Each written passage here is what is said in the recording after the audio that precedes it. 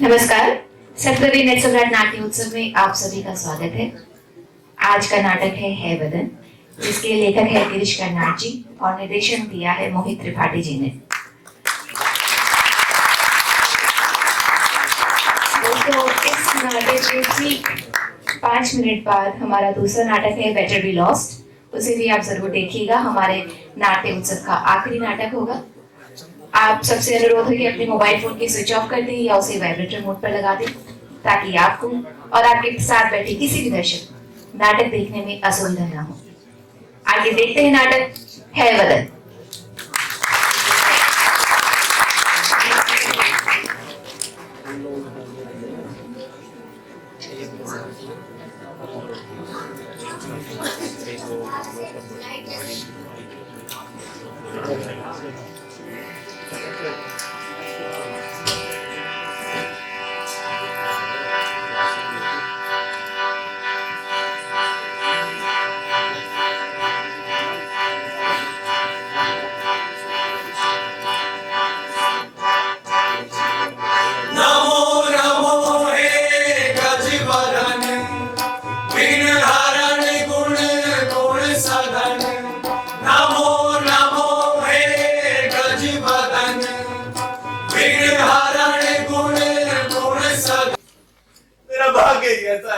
नाम क्या है? और ये घोड़े का चेहरा कहाँ से पाया? कहाँ से क्या? जन्म से है। जन्म से? तो जब हम मुखौटा मारकर खींचने लगे तो क्यों चुप रहे? क्यों उस कष्ट को झेलते रहे? भरोसे में ही तो जीता है जी। मैं तो सब कुछ करके हार चुका था। बस इच्छा थी किसी तरह इस घोड़े के मूंड से पीछा छूटे। सोचा आप जैसे पुण्य आत्माओं के हाथ में उद्धार हो जाए, आप इसे उतार सके। जन्म से पाया मूंड है तो फिर क्या जा रहा? जाने पिछले जन्म के किस पाप का फल है? पिछला कुछ नहीं, जो भी हुआ इसी जन्म में हुआ। क्या हुआ बताओ, शर्माओ मत। शर्म? किस बात की शर्म? भी कहना चाहिए था जिसको मत। आप जो कुछ बीता वो हमें सुनाओ। लंबी कहानी है, होने दो। मेरी माँ कर्नाटक की राजकुमारी थी। वो बड़ी सुंदर थी। जब वो सयानी हुई तो उसके पिता ने बेटी के लिए स्वयंवर रचा। जिसमें दूर दूर से राजकुमार आए, चीन से, रूस से, फ्रांस से, पर राजकुमारी को उनमें से कोई न भाया। अंत में स्वराज का राजकुमार वहां आया, जो एक बड़े से सफेद घोड़े पर सवार था। उसे देखते ही राजकुमारी अचेत हो गई। पिता प्रसन्न हो गए, आखिर कोई तो पसंद आया, और वो विवाह की तैयारी में जुट गए। लेकिन जो ही राजकुमारी होश में आती जाती, जिसका अर्थ वो समझ न पाए, जिसका अर्थ वो समझ न पाए, समझ न पाए, दोनों में दो थे युवजन, दो थे युवजन, दो थे युवजन। हंसी होगी तुम्हारे लिए, पर मेरी तो सांस अटक जाती है। चुप ही रहो, मैं क्या जानती नहीं तुम कितने उदार और बड़े दिल वाले हो। तुम्हें किसी से जलन हुई असंभव है। कल को अगर मैं ही कुएं में डूब जाऊं तो जब तक मेरी लाश पानी पर ना उतरे तब तक तुम्हें मेरा ध्यान भी नहीं। पद्मिनी, ओहो भूल गई, लो कान पकड़ लेती हूँ। बचपन से ही बातें कहने की आदत पड़ गई है। सच तुम कितने सुकुमार हो, इतनी कोमलता से भगवान जाने कैसे दिन कटेंगे। सच कहती हूँ तुम अभी तक बिल्कुल बच्चे हो। कभी कभी तो मुझे लगता है कि मेरे बच्चा होने से पहले भी तुम बच्चे के रूप में पैदा हो चुके हो। काका, देखो ना, अभी अभी तुम कभी पर चढ़ गए। लेकिन क्यों? ये तो मेरे सिंदूर हो, मेरे सुहाग हो, मेरे देवता हो। तुमने मेरे जीवन में फूल खिलाए, फिर भी तुम क्यों झुंझला जाते हो? और वो कपिल इतना भोला है कि उसकी हंसी उड़ाने में ही वक्त कट जाता है। एकदम उजट मनमानुस ही है, और मुझसे बातें करने में लाज से ऐसे लाल हो उठता है जैसे कोई नई दुल्हन हो। लेकिन इस दुल्हन को तो कभी लज्जाते नहीं देखा। इस दुल्हन को ले जाना किसी ने सिखाया ही नहीं। अब सीख रही हूँ उस मनमानुस को देखकर। पद्मिनी, कपिल को स्त्रियों से मिलने की आदत नहीं। उसने अपनी माँ के सिवाय किसी स्त्री से बातें नहीं की। तुम्हारा मतलब है उससे बात करने में डर है? तुम मेरी हर बात को बिगाड़ती क्यों हो? मैंने क्या कहा? क्यों बात करती हो? तुम आज उज्जैन नहीं जाना चाहते तो ना सही। कपिल से कह देना कि मेरी तबीयत ठीक है। लेकिन तुम्हें दुख होगा। मुझे क्यों दुख होगा? जैसे तुम्हारी इच्छा है वही करेंगे। उज्जैन तो फिर कभी चलेंगे। तुम्हें निराशा ना हो, मैं तो यही चाहूंगा। तुमसे इच्छा के कारण नहीं, मुझे उससे रत्ती भर भी इच्छा नहीं है। उसका मन तो सोने का है, लेकिन तुम अभी पहली बार गर्भवती हुई हो। पहली बार की क्या मानी? 6 महीने में और कितनी बार कोई स्त्री गर्भवती हो सकती है? नहीं अब एक शब्द नहीं बोलूंगी। बड़ी ढीठ हो, इतनी दुष्टता नहीं छोड़ोगी ना? देखो, तुम्हारी ऐसी दशा में गाड़ी से तुम्हारा जाना मुझे उचित नहीं लगता। बस इतनी सी तो बात है। कहना चाहती थी कि मेरी कोख लोहे की है, लेकिन तुम बुरा मान जाते हो इसलिए चुप हूँ। चलो, जो तुम्हारी खुशी। हाँ, पर आज हम दो ही रहेंगे, केवल हम दो जने। महीनों से भी एकांत नहीं मिला ना। ओह, बहुत देर कर दी ना मैंने। क्या करूं? देखो गाड़ी मान के पास गाड़ी तो तैयार थी, लेकिन एक बैग बिल्कुल नहीं कमा था। मैं देखते ही समझ गया। मैंने गाड़ी मान देखा दूसरा बैग दो, नहीं तो 15 दिन में उज्जैन नहीं पहुंचेंगे। गाड़ी मान बड़ी मुझे क्या, कोई कैसे भी मरे, मुझे तुम पास एक और बलि चाहिए। ले माँ, स्वीकार कर तीसरी बलि।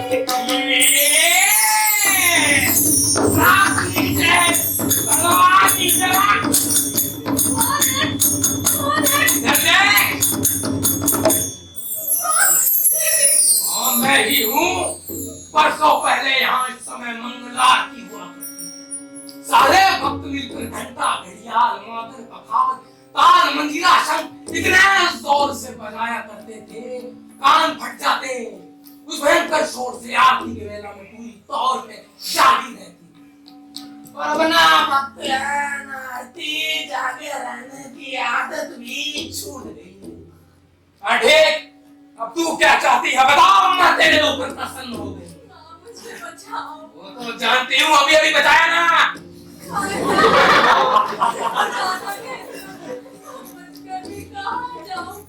हाँ, वो सब तो पहले सुना चुकी है, दोहराने की आवश्यकता नहीं। अब जो मैं कहूँ सकर, इन मस्तकों को उनके घरों पर ठीक से फिर उस तलवार से उनकी गर्दनों को दबा दे, वे दोनों तुरंत जी उठेंगे। अब तो ठीक। हाँ, और तो बातें मत कर, तो कहाँ से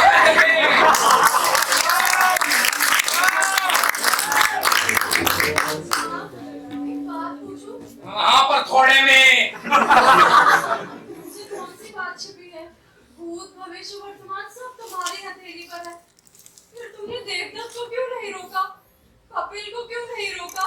उनमें से किसी एक को भी बचा लेती तो इस यातना से, इस आतंक से मैं बच जाती। तुम क्यों चुप रही माँ? इससे बड़ी यही बात सोची तुझे? तेरे जैसा मांगने वाला मैंने कभी नहीं देखा। मुझसे कोई कुछ नहीं छिपा सकता माँ। यह सच है। तुमने क्यों नहीं रोका? बोलने की बात कहती है, मैं इतनी उम्मीदी ना होती तो दोनों को निकाल बाहर करती। क्यों माँ? दुष्ट कहीं के मरते दम तक झूठ बोलते रहे।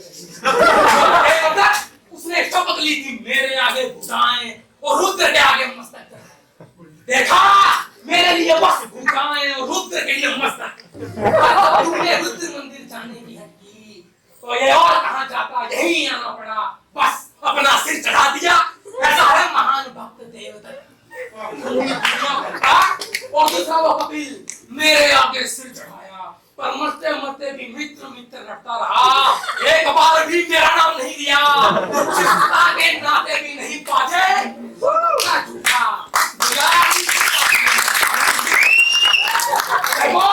उसे जरूर लगा होगा कि लोग कहेंगे तेरे लिए उसने देवदत्त की हत्या की। अगर ये डर ना होता तो जरूर तेरे पे अधिकार जमाता। पर राक्षस मरते दम तक मेरे भाई मेरा मित्र सच वस्तु भी बोले। तुम्हारी ही कृपा है माँ। मेरी कृपा वर्पा कुछ नहीं, तू भी स्वार्थी है इसलिए सब। बस अब बेकार की बातें छोड़, मैंने कहा वो कर, आंख मीच कर खड़ी ना हो।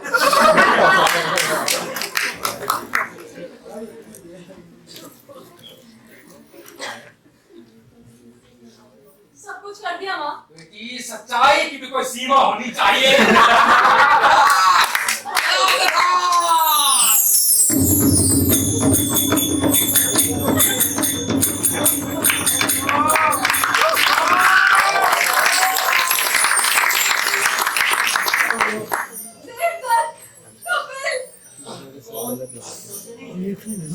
क्या हुआ? मेरा माथा की भाई भाई सा शरीर कितना भारी है। ये मैंने क्या कर दिया? क्या कर दिया? हे भगवान! क्या हुआ? क्या बात है? क्या बताऊं देवदत्त? कैसे समझाऊं कपिल? देवी प्रत्यक्ष प्रकट हुई। उसने तुम दोनों को प्राण दान दिए, लेकिन मुकाबले में मैंने उसे अंधेरे में भूल हो गई। उससे तुम्हारे मस्तकों की अदला बदली हो गई, तुम्हारे सिरों की अदला बदली हो गई। मुझसे भूल हो गई, मुझे क्षमा करो। क्योंकि अदला बदली, बदले में थे, सिरों की अदला बदली। बदले में थे। कैसा कमाल है, इतने बरस केवल मित्रता का संबंध रहा, अब रक्त का संबंध भी हो गया। रक्त का संबंध। स्वप्नी, तुम्हारी कितनी कृपा है। तुम क्षमा मांग रही थी, तुम्हें तो धन्यवाद देना चाहिए। अदला बदली विचारो सरमन का देखो यारो कैसा है। अदला बदली विचारो प्यारे कुछ समझना है बुद्धि तो समझो। हंसते हंसते ताल मिलाए कैसा है संजोग। हंसते हंसते ताल मिलाए कैसा है संजोग। सरमन का देखो यारो कैसा है कंजो। अदला बदली विचारो। अदला बदली विचारो। मैं तो थक गया। ऐसा कहीं भी कभी नहीं हुआ होगा। तुम दोनों के सिर कटे देखकर मैं बहुत डरी थी, और जब तुम दोनों फिर से उठ बैठे तब तो कुछ पूछो मत। डर के मारे मेरा बुरा हाल था। क्या मैं एक छलांग पर पेड़ पर चढ़ सकूंगा? और मैं हाथी के साथ पाया हाथ घुमाए बिना घंटी बजा सकूंगा। कहने से कोई यकीन नहीं करेगा। किसी से कहेंगे ही नहीं। अपना भेद अपने पेट में। हाँ, पेट में ही तो है। लेकिन ये कैसे संभव है?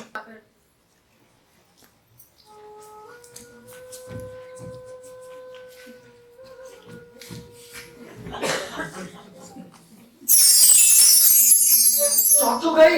ये छुरिया का एक क्या? उसका हाथ जब हमें मेले से लाया था तब उसका हाथ कितना रूखा कड़ा था। छुआ तो लगा जैसे किसी स्त्री का हो। इतना कोमल। हाँ, मैंने भी कुछ देखा। क्या? उसका शरीर पहले कितना ताकतवर था, बाहें तनी हुई और नसें कसी हुई हमें सब ढीली पड़ गई है। और पेट भी ढीला। क्यों? इसका पेट भी फूलेगा क्या? क्यों फूलेगा? क्यों फूलेगा? क्यों फूलेगा? और फूलेगा। स्त्री है तो बच्चा होगा। और पुरुष है तो सवार, देखो आया एक सवार, जाने कौन देश से आया एक सवार, आया एक सवार, देखो आया एक सवार, जाने कौन देश से आया एक सवार। सो जा मेरे राजा बेटे, देख सुख भरे सपने मीठे, तो फिर आया जो ये आया दूर देश के पार से, आया एक सवार, देखो आया एक सवार, जाने कौन देश से आया एक सवार। उजले फूल चमेली के क्यों पीले और मुरझाए से, आंखें क्यों है बुझी बुझी, पैदा क्यों पथराए से, आया एक सवार, देखो आया एक सवार, जाने कौन देश से आया एक सवार, आया एक सवार, देखो आया एक सवार, जाने कौन देश से आया एक सवार। देख, क्या? उसकी पलकों के परे एक सपना देख रही है। कहाँ? मुझे तो कुछ नहीं दिख रहा। भी धुंधला है, पूरा खुला नहीं। अब देख, हाँ, कोई पुरुष। लेकिन पतिराह नहीं। नहीं कोई और। वही जो कल इसके सपने में आया था। ओए, लेकिन कल चेहरा नहीं पहचान सकी। आज चेहरा दिख रहा है, कुछ कुछ खुरदुरा किसी मजदूर का सा, जिसकी देह कोमल सी है, उतली सी। कौन कौन होगा? ले धुंधला गया चेहरा है तेरी जल्दी। धुंधला गया, लोप हो गया। कल सवेरे तक उसे याद भी नहीं रहेगी। क्या हुआ? तबीयत ठीक नहीं? किसकी? मेरी? मुझे क्या हुआ है? बताओ ना, छिपाते क्यों हो? कुछ नहीं। कल अखाड़े गया था, दोपहर को तैरने भी चला गया, इसकी पीठ में थोड़ा सा दर्द है बस। अखाड़े गए थे? ये महीनों बाद क्या सोचा तुम्हें? जी हुआ जाऊं तो गया, उसकी चर्चा छोड़ो। आज भी जाओगे? नहीं जाना है, नहीं जाऊंगा। कल गया, भूल हुई, मूर्खता थी। जानता हूं मेरी सारी कर्तव्य अब मेरे लिए नहीं है। इस बात का तुम्हें इतना डर है देवदत्त? इससे क्या फर्क पड़ता है कि तुम्हारी देह फिर से कोमल हो रही है, भुजाएं ढीली पड़ रही हैं।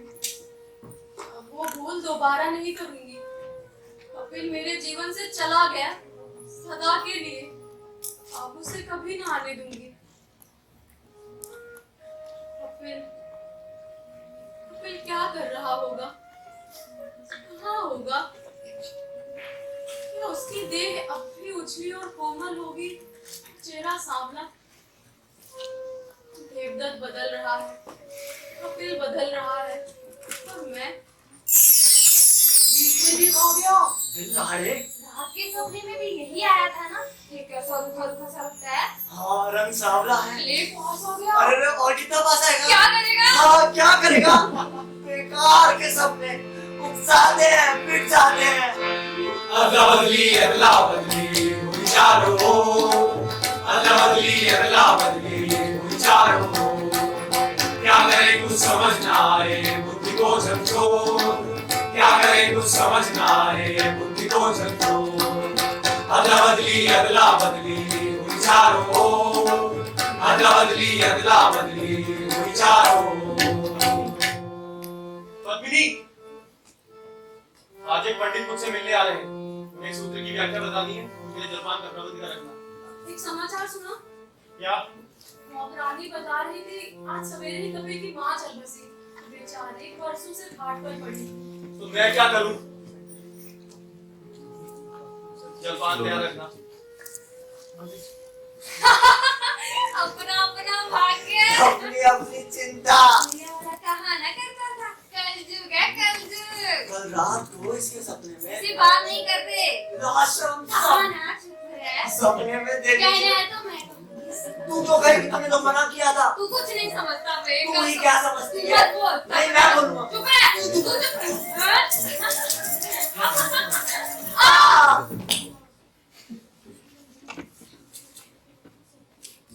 हाय राम, कुड़ियों का तो बुरा हाल हो गया है। पर वो भी तो गई थी बहुत पुरानी, और कितने दिन चलती। सुनते हो? क्या? सुनने के लिए नहीं, गुड़िया लानी चाहिए। ये देखो कितनी पुरानी हो गई है। अच्छा, मेरा तो ध्यान ही नहीं गया था। 4 दिन बाद उज्जैन में मेला लगेगा, जल्दी से 2 बढ़िया गुड़िया ले आओ। आज ही चल दो तो वक्त से पहुंच जाओगे। कहते हैं फटी हुई गुड़ियों से श्रवण बिगड़ता है। सुना तुमने? मैंने कहा सुना तुमने? हमें फिकवाने पर तुरी है। नई गुड़िया चाहिए। पतुरिया कुतिया उसके दांत। हमारा सिर भी उस नदी में डुबकियां ले, हमारे चेहरे को अपने सीने में कसकर दुबका ले।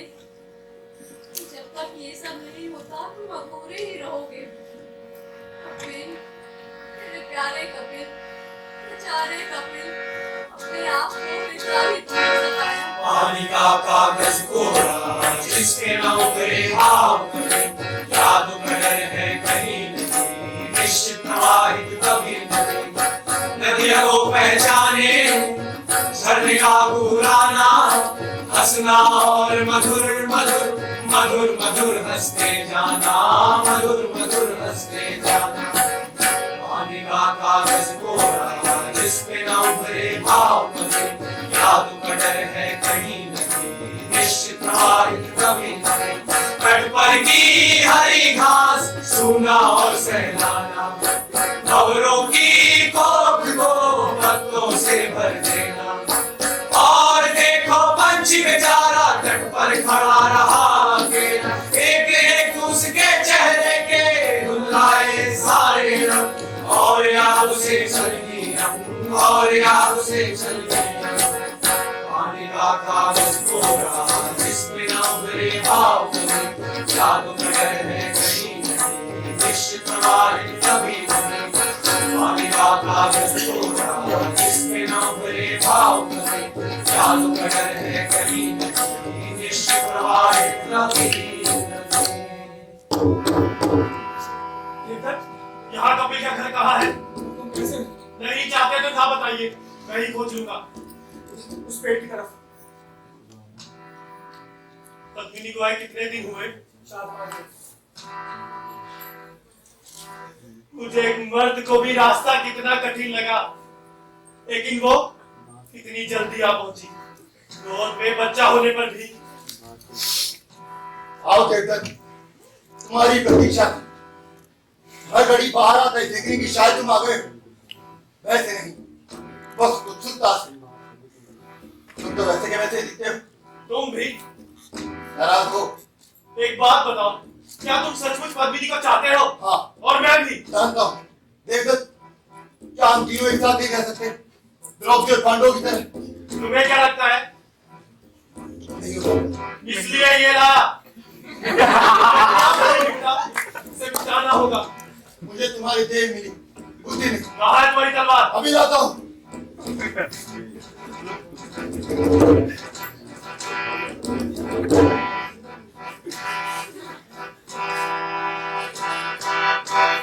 कल जो था मित्र वो शत्रु है आज वो, कल जो था मित्र वो शत्रु है आज वो, है अखाड़े में हम निर्णय को हम लड़ते रहे, निर्णय को हम लड़ते रहे।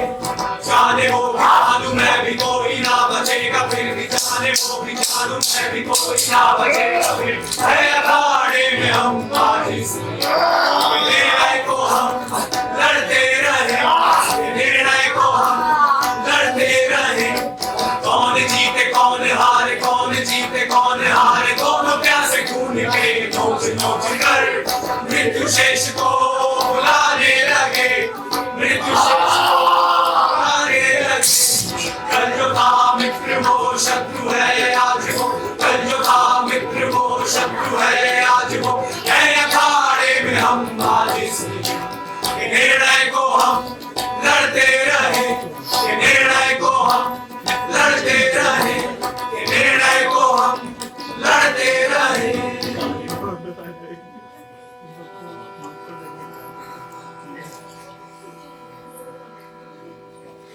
चले जिए सूझे गले लगे और मर गए, चुपचाप खड़ी देखती रही। मैं कहती थी वो भी नहीं, सुहागिन होकर भी अभागिन ही रह गई। बहन हमारी चली स्वर्ग को, चंदन की डोली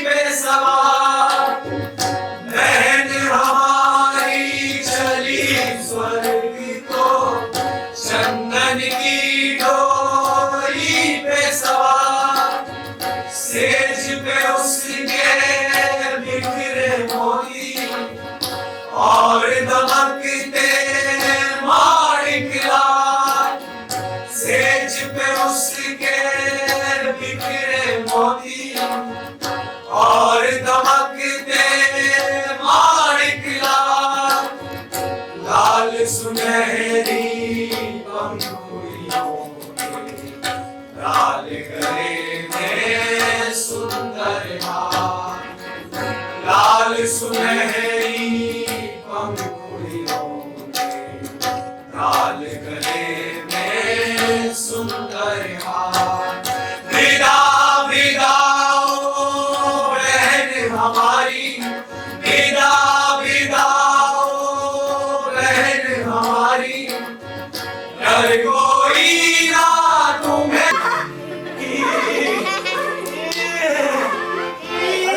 उजला घोड़ा सर पर भागे पर्वत